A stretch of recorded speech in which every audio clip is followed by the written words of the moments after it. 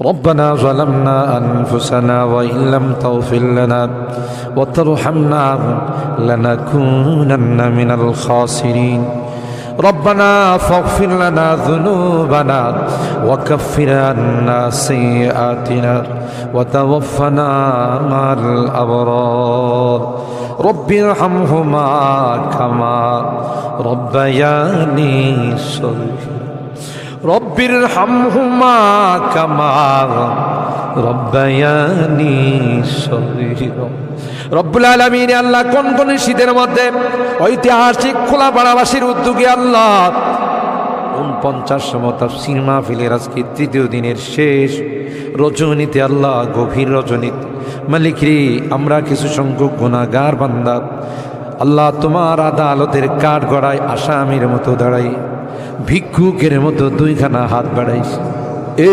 মালিক মেহেরবানি করে আমাদের জিন্দেগির গুনাহগুলো মাফ কর ও রব্বে করিম তুমি তাকাইয়া দেখো বুড়া মানুষগুলো ঘরে যায় না আগে মা বোনরাও ঘরে যায় নাই আমার কলিজার টুকরা সন্তান যুবকরাও ঘরে যায় কাঙ্গালের মতো হাত বাড়াইছি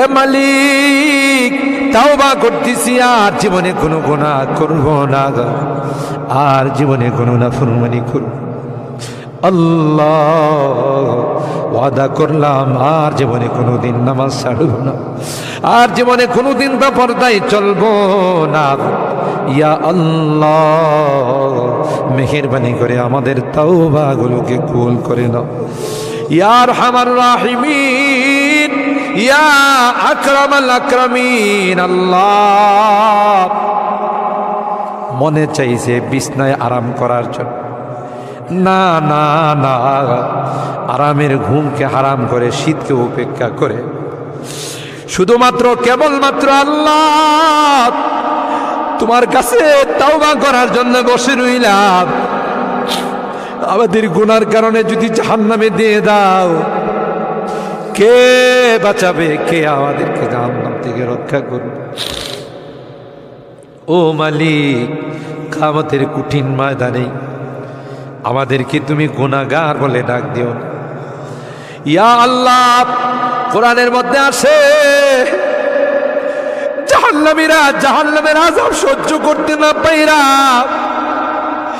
করুতি মিনতির সাথে কাকুতি মিনতির সাথে বলবি ইয়া মালিক লিয়াকদি আলাইনা রাব্বুক এ জাহান্নামের দারোগা মালিক ভাই আর সহ্য হয় না আর সহ্য হয় না মালিক রে কো আমাদের জন্য কোনো ফায়সালা করে দে 1000 বছর পর জবাব আসবে ইন্নাকুম মাকিসুন এই জাহান্নামে তোদেরকে থাকতে হবে কোনো ডাকের সাড়া দেওয়া হবে আল্লাহ তোমার কোরআনে তুমি বলছো কালাকসাউ ফিহা ওয়ালা তুকাল্লিমুন অপমানিত হয়ে জাহান্নামে থাক কোনো কথা বলবি না কবরের মধ্যে সাপ বিচ্ছু কামড়াবে একদিক দিয়া চামড়া পুড়ে গেলে আরেক দিক দিয়া নতুন করে গজাবে এ মালিক দুনিয়ার কোনো বিষাক্ত সাপ দেখলে বাঁচাও বাঁচাও করে চিৎকার করে একটা নয় দুইটা নয় 99টা সাপ একে একে কামড়াবে একটা সাপ চুল মারলে 99 হাত মাটির নিচে চলে যাবে বিচ্ছু কামড়াবে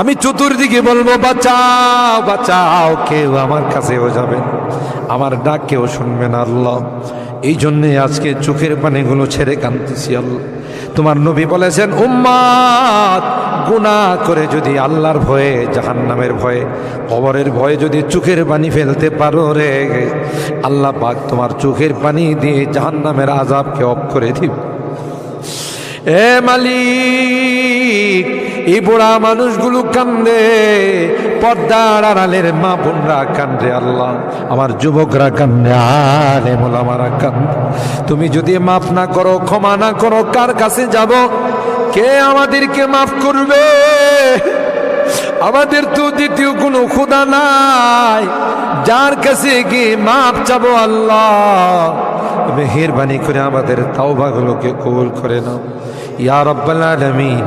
আল্লাহ আমাদের জিন্দেগীর সমস্ত গুনাহ খাতাগুলোকে মাফ করে দাও। এ আল্লাহ আমাদের তাফসীর মাহফিলকে কবুল করে নাও। এই তাফসীর মাহফিল যে মুরব্বীরা শুরু করেছিলেন, অনেক মুরব্বীরা আমাদের মাঝে নাই, অন্ধকার কবরের বাসিন্দা হয়ে গেছে, আর কোনো দিন আমাদের তাফসীর মাহফিল আসবে না। কে জানে, কে জানে আমরা যারা বসা আছি আগামী বছর এই তাফসীর মাহফিলে আসবো না জমিনের নিচে চলে যাব। ও মালিক, মালিক আল্লাহ আমাদের কেউ নাই, তুমি বিনে আমাদের কেউ নাই রে আল্লাহ। একটা মা যদি হারানো সন্তান পায়, মা বুকে নে কুলে নে চুমু খা। আমরা শয়তানের ধোঁকায় পড়ে রাস্তা হারাইয়া তোমার রাস্তা ছেড়ে দেয়া গুনার রাস্তায় চলে গেছিলাম। বিজাতিদের উৎসবে আমরা উৎসাহিত হয়েছিলাম, আজকে মাপ চাই, মাপ চাই, তাওবা করলাম আল্লাহ, আর জীবনে কোনো গুনাহ করব না। ও মালিক, এই তাফসীর মাহফিলে যারা কথা দিয়ে, পরামর্শ দিয়ে, টাকা পয়সা দিয়ে সাহায্য করেছে আল্লাহ সকল আর দানগুলোকে কবুল করে নাও ইয়া আল্লাহ। আজকে তৃতীয় দিন, আরো যে দিনগুলো আছে আল্লাহ, প্রত্যেক দিন ওলামাদের কাছ থেকে, মুফাসসিরিনদের কাছ থেকে তাফসীর শুনে যেন আমরা আমল করতে পারি আল্লাহ, সেই তৌফিক নসিব করে দাও। আমাদের রোগীদেরকে পরিপূর্ণ শিফা নসিব করে দাও ইয়া আল্লাহ। অনেক রোগীরা দোয়া চাইছেন, সকলকে পরিপূর্ণ শিফা নসিব করে দাও। শিফায়ে কামেলা আজলা দায়মা মুস্তামিরা নসিব করে দাও। অভাবীদের অভাবকে দূর করে দাও, পেরেশানিওয়ালাদের পেরেশানিকে দূর করে দাও। এ মালিক, মুসিবত জাদাদেরকে মুসিবত থেকে উদ্ধার করে দাও ইয়া আল্লাহ। এখানে যারা হাত উঠাইছেন জানি না কে কি উদ্দেশ্য নিয়ে হাত উঠে, সকলার দিলের নেক মাকাসিদগুলো পূরণ করে দাও আল্লাহ। আমার মুরব্বীদেরকে আবু বকরের মতো বানাই দাও আল্লাহ। আমার যুবককে কলিজা টুকরা সন্তানদেরকে জান্নাতি কাফেলার সদস্য বানাই দাও। আমার মা বোনদেরকে আল্লাহ, আম্মা জান খাদিজাতুল কুবরা, আয়েশা সিদ্দিকা, ফাতেমাতুজ জাহরার মতো বানাই। মালিক রে, আজকের মোনাজাতে শেষবারের মতো বারবার মা বাবার কথা মনে পড়ে, জানি না কার মা নয় কার বাবা নয়। এখানে আমরা যারা হাত উঠাইছি আল্লাহ, অনেকেরই মা নাই, অনেকেরই বাবা নাই রে আল্লাহ। কতদিন হয়ে গেল কবরের বাসিন্দা হয়ে গেছে, কবরের পাশে যাইয়া মা মা মা বলে চিৎকার করি, কোনো জবাব দেয়। কত আদর স্নেহ মায়া মমতার সোহাগ দিয়ে আমাকে বড় করে নিজে না খাইয়া আমার খানার ব্যবস্থা করছে। মা জনম দুঃখিনী মা আল্লাহ, যার চেহারার দিকে তাকাইলে কবুল হজের সব পাওয়া। বাড়িতে ফিরতে দেরি হলে ডাক্তার সাথে সাথে মা দরওয়াজাটা খুলে দিত। আজকে বাড়িতে যাই কত টাকা ডাকি, কেউ যে আমার দরওয়াজাটা খুলে দেয় না, কারণ আমার জনম দুঃখিনী মা যে দুনিয়াতে নাই। বাবা কাঁধে কোলে নিয়ে আমাকে বড় করছে। অনেক সময় মনে চাইছে অনেক কিছু খাইতে, তা খায় নাই। ভালো কাপড় চুপড় পরতে মনে চাইছে, তাও আমার বাবা পড়ে নাই। জায়গা জমি বাড়িঘর সব কিছু দিয়া অন্ধকার খবরে আজকের মোনাজাতে বারবার ওই মা বাবার চেহারাগুলো মনে পড়তেছে। গুনার কারণে যদি তোমার জাহান্নামের আসামি হয়ে থাকে, আমরা তোমার কাছে মাপ চাই, ক্ষমা চাই আল্লাহ। আমাদের মা বাপকে ক্ষমা করে দিও, তাদের কবরগুলো জান্নাতের বাগান বানাই। যাদের মা বাবা বেঁচে আছেন আল্লাহ তাদের হায়াতে বরকত দিও।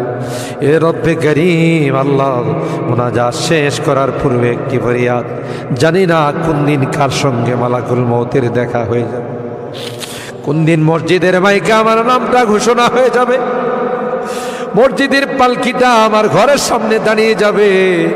এটা তো এমন পালকি, এটা ঘুমটাতে একবার যারা শুয়ে যায় জীবনে আর দ্বিতীয়